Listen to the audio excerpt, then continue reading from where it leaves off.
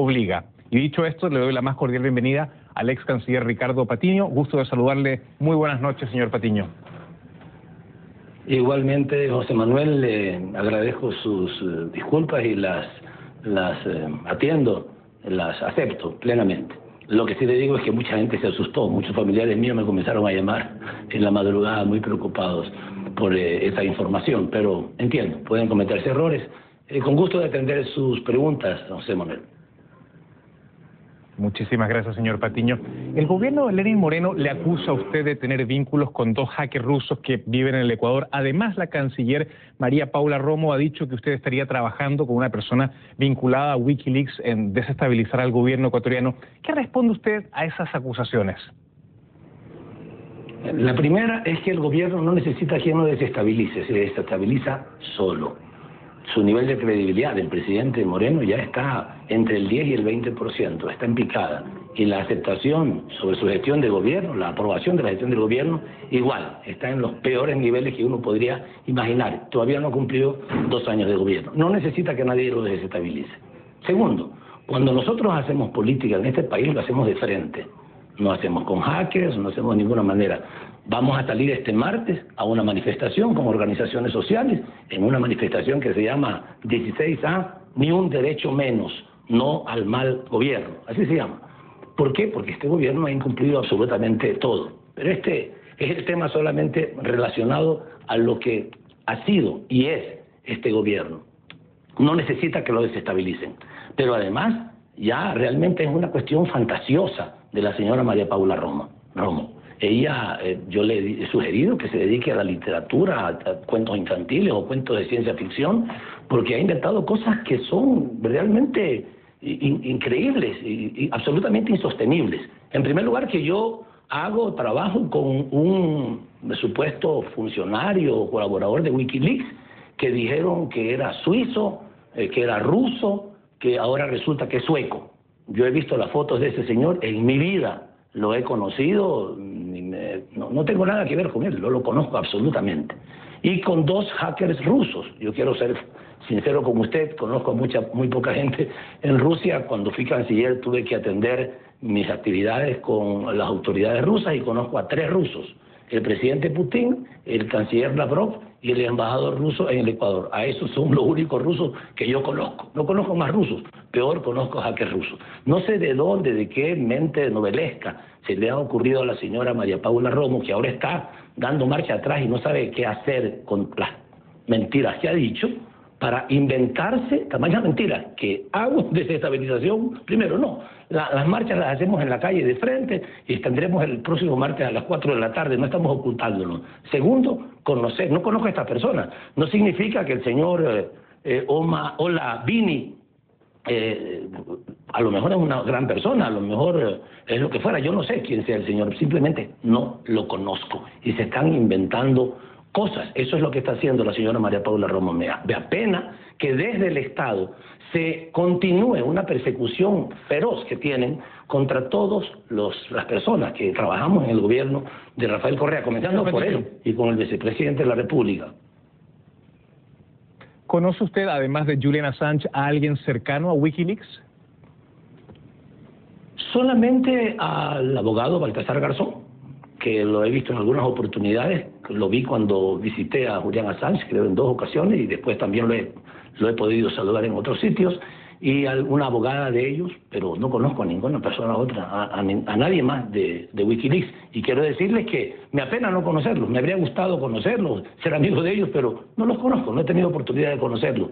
Todo es fantasía en la mente de la señora ministra del Interior, que tendrá que reconocer sus mentiras y tendrá que disculparse. Y a manera de precisión, ¿cuándo fue la última vez que usted estuvo en contacto con Julian Assange? Bueno, las 2 veces que lo visité, habrá sido hace unos 4 años, la última vez, o 5 años, y también cuando él recibió, a propósito de eso, quiero señalar que en la información que ustedes pasaron, faltó decir algo que fue muy importante. El Grupo de Trabajo Especial de las Naciones Unidas sobre detenciones arbitrarias y torturas hizo un pronunciamiento muy claro en el sentido de que Julian Assange estaba detenido arbitrariamente en nuestra embajada en Londres, no por parte nuestra, sino como consecuencia de la decisión del Reino Unido y de Suecia de mantenerlo en esas condiciones. Eso faltó en la información que ustedes hicieron y aprovecho yo para decirlo. Cuando esto sucedió, yo aproveché para llamarlo por teléfono a Julian Assange y decirle que me alegraba de que finalmente un organismo de las Naciones Unidas se hubiera pronunciado sobre este tema y que llamó también las Naciones Unidas, este grupo especial de trabajo llamó al Reino Unido y a Suecia a que permitieran que el señor Assange pudiera disfrutar de su asilo, porque no lo ha disfrutado, digamos, ha tenido que sufrirlo realmente, y que le permitieran viajar al Ecuador o a Australia. Esto es la realidad. La última vez, como le digo, fue para saludarlo y felicitarlo por esta decisión de las Naciones Unidas que se hizo pública internacionalmente. Algunos en su país, señor Patiño, se preguntan cómo es que ustedes defienden la libertad de expresión en el caso de Julian Assange, pero en el gobierno del presidente Correa se enjuició a diarios y periodistas, entre ellos El Universo, el diario La Hora, y a otros periodistas. ¿No hay de alguna manera una contradicción en esta defensa, señor Patiño? Le aseguro que no es una contradicción. En el caso de Julian Assange defendemos no solamente la libertad de expresión de él, sino también protegemos su vida, protegemos su integridad. Pero en los casos que usted menciona, se trata del derecho a la defensa, el derecho a la honra. La libertad de expresión, la libertad de prensa, nosotros la reconocemos y la valoramos, la defendemos. Pero usted comprenderá que si alguien hace un trabajo o si varios medios de comunicación se ponen de acuerdo para destruir la honra de alguien, es necesario que uno se defienda. En nuestro gobierno se dictó una ley que se llama la Ley de Comunicación, que además de permitir el acceso democrático de los espacios que el Ecuador dispone para que los medios de comunicación funcionen, como el espacio radioeléctrico para la televisión y para la radio, además de avanzar en esos temas de democracia, también establece la responsabilidad ulterior. Nunca la posibilidad de que el Estado impida que se publique algo, nunca, pero siempre la responsabilidad ulterior y la necesidad de la obligación, de los medios de, en caso de que se haya producido una mentira o que se haya dicho algo contra la honra de alguna persona, que esa persona pueda tener el derecho a la réplica. Eso es lo que a muchos medios no les gustó. Y también la existencia de una superintendencia de comunicación que tendría que hacer el trabajo de vigilar, de averiguar, de investigar los casos de denuncia de mentiras. Usted sabe que hay muchísimas mentiras. Esta, por ejemplo, la mentira de la señora María Paula Romo. Si esa mentira fuera dicha, no creada, creada por un medio, si fuera creada por un medio, yo tendría el derecho a la réplica. Y si el medio no quiere aceptar la réplica, el medio debería de ser sancionado, porque la libertad de expresión, como toda libertad, tiene límites, debe tener límites. Claro, esto a pesar de que Human Rights Watch dice que el gobierno del presidente Rafael Correa amenazó y hostigó a periodistas independientes, defensores de derechos humanos y críticos. Le propongo hacer una brevísima pausa y ya vamos a seguir nuestro diálogo y por supuesto seguiremos profundizando estos asuntos que hoy día están afectando a su país. Hacemos una breve pausa en conclusiones y más adelante regresamos con Ricardo Patiño, ex canciller de Ecuador. Su indulto presidencial al comisionado de la patrulla fronteriza en caso de que el funcionario fuera condenado por la justicia por bloquear solicitudes de asilo de inmigrantes que llegan a la frontera. Esto lo supo CNN a través de altos funcionarios del gobierno. El ofrecimiento se lo hizo el presidente a Kevin McAleenan cuando el mandatario estuvo en la zona de Calexico, California, cuando visitó la frontera. Ahora McAleenan es el director interino del Departamento de Seguridad Nacional. Continuamos conversando con el ex canciller Ricardo Patiño desde Quito, Ecuador. Señor Patiño, ayer el canciller dijo que Ecuador invirtió alrededor de $6 millones en seguridad, mantención de Ecuador, justamente mantención de Assange. Se invirtió una cantidad muy grande de dinero para un país bastante pequeño. Mi pregunta es, ¿qué ganaba Ecuador, más allá de haberse involucrado en un problema internacional, con tener un asilado del calibre de Julian Assange? José Manuel, solamente le robo un instante para hacer una aclaración final sobre el tema del señor sueco que ha sido detenido en el Ecuador. Una persona que estuvo en la investigación que están haciéndole los policías, en las declaraciones que le estaban tomando los policías, me ha confirmado que los policías le insistieron, decirle, ¿usted conoce a Ricardo Patiño? El señor le decía, no. Algún traductor le llevaron porque no habla español. Y le decían, pero no, si usted lo conoce. No, no lo conozco. Lo querían obligar a que firmara un documento en el que decía que me conocía. Pero bueno, esas son jugarretas muy feas. Pasemos a su pregunta. A ver, cuando un país... Sí, déjeme solamente interrumpirle, déjeme interrumpirle solamente porque tengo que hacer una precisión después de la precisión suya. Nosotros no hemos podido confirmar independientemente la versión que usted ha señalado, pero obviamente es una versión que usted ha recibido una información que nosotros aún no confirmaremos, pero intentaremos dar con esa confirmación. Adelante, por favor. ¿Cómo no? Bueno, le decía que cuando un Estado le ofrece asilo a una persona, le tiene que ofrecer obligatoriamente, y así lo dicen los instrumentos correspondientes, lo ha dicho además claramente la Corte Interamericana de los Derechos Humanos ante una petición de que absuelva una consulta del Ecuador, nosotros tenemos obligatoriamente que darle la protección que requiere y tenemos que también atender su salud y su alimentación. Ahora, le digo que tuvimos que atender su salud porque lamentablemente el gobierno australiano, en el momento que le pedimos que se hiciera cargo, por lo menos de la salud de un ciudadano de su nacionalidad, lamentablemente no lo aceptó. De tal manera que tal vez no deberíamos haber hecho ese gasto, pero siendo una persona que está bajo nuestra protección, es necesario que lo hagamos. Teníamos que darle seguridad. Imagínese usted que nosotros le damos asilo a Julian Assange. No es cualquier persona, es una persona que estaba perseguida internacionalmente, es una persona que necesitaba protección. Y nosotros manteníamos la embajada como en cualquier condición, digamos que entraba cualquier persona con un arma en el bolsillo o en el saco y le disparaba y lo mataba. ¿Qué decíamos nosotros como gobierno ecuatoriano? No, qué pena, no nos dimos cuenta. No, teníamos que darle protección. Estos son gastos que no hizo la Cancillería, le correspondían a los organismos de seguridad del Estado ecuatoriano, pero había que darle protección. Los montos yo no los conozco porque nosotros no lo manejamos. La Cancillería solamente tenía que atender fundamentalmente el tema que tiene que ver con alimentación y con salud.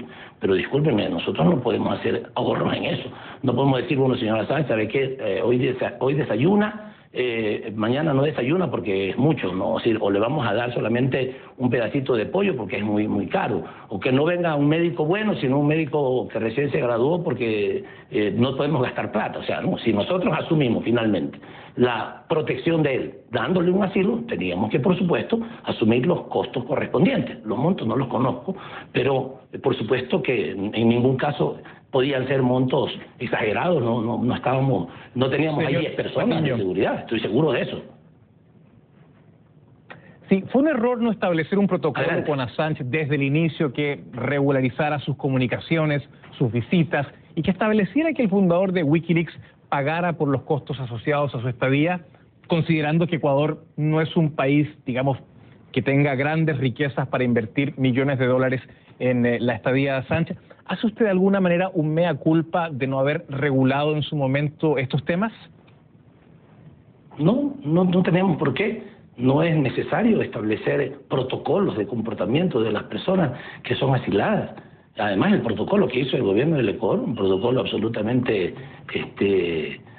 terrible para una persona, con condicionalidades para las visitas, con limitaciones. Después le quitaron el correo electrónico, le quitaron los teléfonos.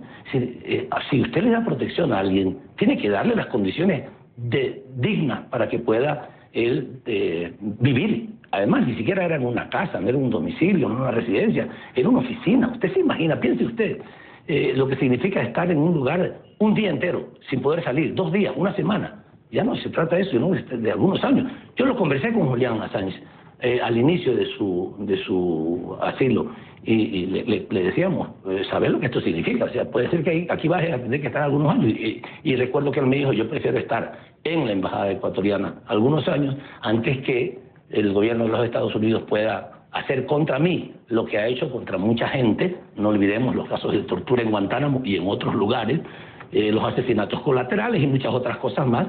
El miedo que él tenía, del riesgo que él corría, es lo que le dio lugar a que nosotros le diéramos el asilo. Habían hechos, habían situaciones fácticas y también legales que nos permitieron a nosotros darle el asilo. Pero lo otro tiene que ver con el comportamiento regular. Uno no puede ponerle demasiadas restricciones a una persona que además tenía que seguir desarrollando su actividad periodística o de investigación, que es lo que él hizo toda su vida. Ahora el canciller de su país dice que hubo irregularidades en el otorgamiento de la ciudadanía ecuatoriana a Assange. Por ejemplo, supuestamente se adulteraron documentos, se le calificó con 100 sobre 100 en el idioma español. ¿Fue acertado darle la nacionalidad a una persona que, según la ministra del Interior, manchó con heces fecales las paredes de la embajada? Mire, lo de las heces fecales yo se lo dejo otra vez para la imaginación de la señora ministra, porque ya le he demostrado, bueno, por lo menos en mi opinión, y digamos en mi versión, perdón, de que yo no conozco esas tres personas con las que dice que estamos desestabilizando a este gobierno, y nunca va a poder demostrarlas porque no las conozco. Bueno, lo de las heces fecales en las paredes, no, tampoco puedo saber si se ha producido o no se ha producido. Supongo que no, por supuesto, supongo que no.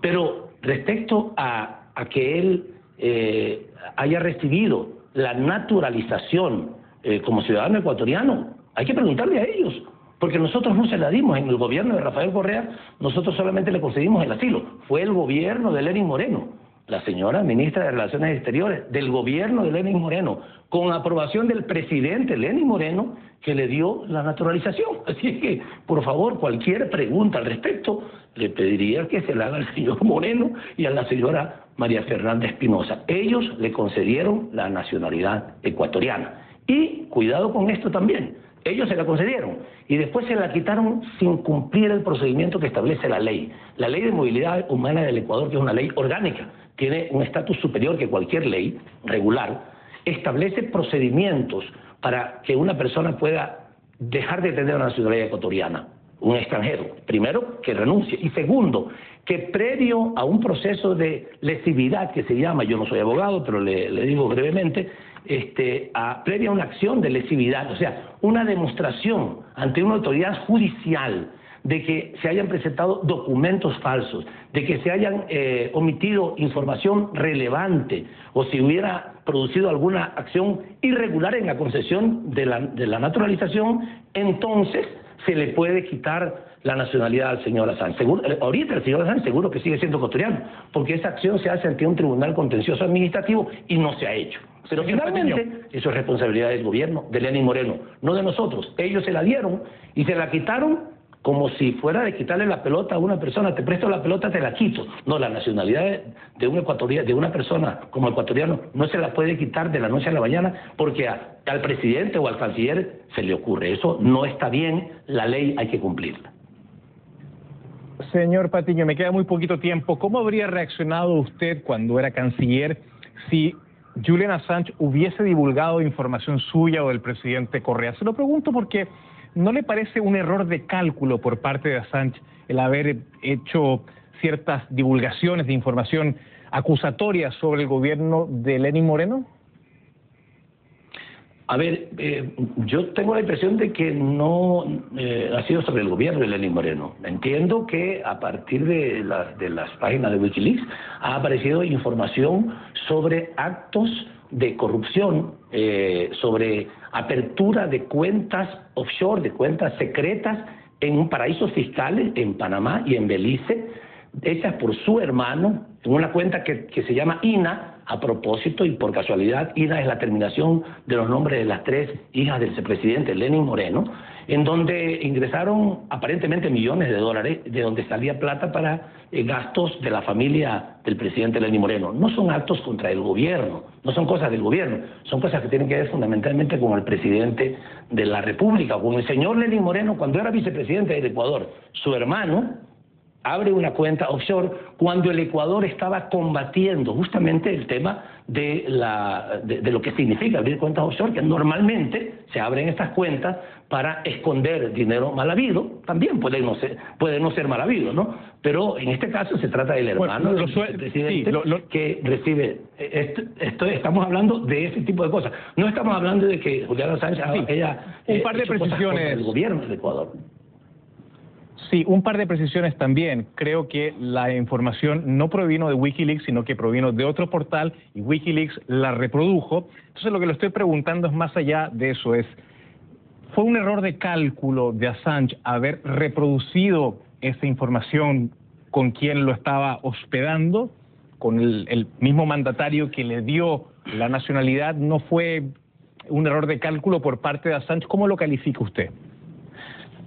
José Manuel, yo quisiera decirle que no sé si Julian Assange en ese momento tenía acceso a comunicación con Wikileaks.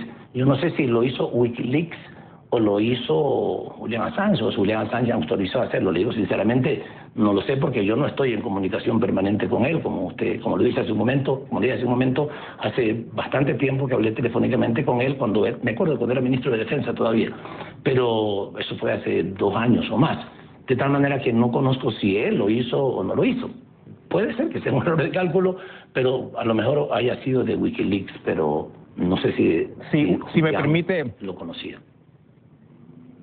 Sí, si me permite una precisión más sobre este tema que usted citaba, esta denuncia que hizo otro medio de comunicación sobre ese caso INA. Hay una investigación en la Fiscalía de su país y la justicia tendrá que determinar. Pero por último y para terminar, señor Patiño, agradeciéndole que haya estado con nosotros esta noche. Hay varios prófugos de la justicia ecuatoriana del gobierno del expresidente Rafael Correa, quien se encuentra en Bélgica.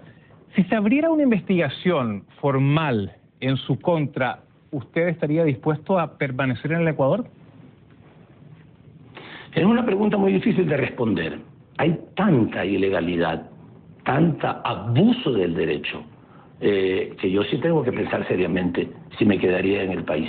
En principio sí, pero yo sí tengo que pensar seriamente, no por mí, porque yo he tenido toda una vida de lucha permanente con los sectores sociales en este país, pero sí tengo que pensar en mi esposa, tengo que pensar en mi hija, tengo que pensar en mis nietos, y cuidado que con una justicia que no es justicia en el Ecuador, esto es un abuso de la justicia lo que se vive en el Ecuador, sí tengo que pensar seriamente si puedo aceptar que ellos abusen del poder político que tienen para tenerme encarcelado y que mi familia sufra. De tal manera que mi respuesta en este caso no es concreta, es ambigua, así lo reconozco.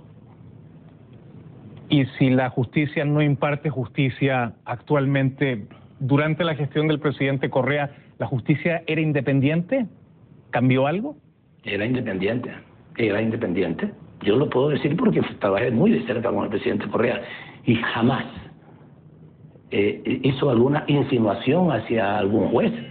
Bueno, jamás hablar con un juez, por supuesto, pero decirle a alguien, a algún ministro, mira, habla con el juez y dile que haga algo en contra de una persona. Siempre, lo recuerdo perfectamente, decía, lo que sea legal, que se haga. Eran sus palabras permanentemente. Lo que sea legal. Nosotros actuamos por principio y no podemos abusar del poder. Porque también a veces la gente insinúa cosas, ¿no? Y él siempre decía, lo que sea legal. Si nos preguntan, si hay que conversar con alguien, que se cumpla lo que dice la ley. Nunca más allá de la ley. Pero eso sí, era muy exigente para el cumplimiento de la ley. En otros gobiernos anteriores, la ley aquí se rompía todos los días. En todo. En pago de impuestos, en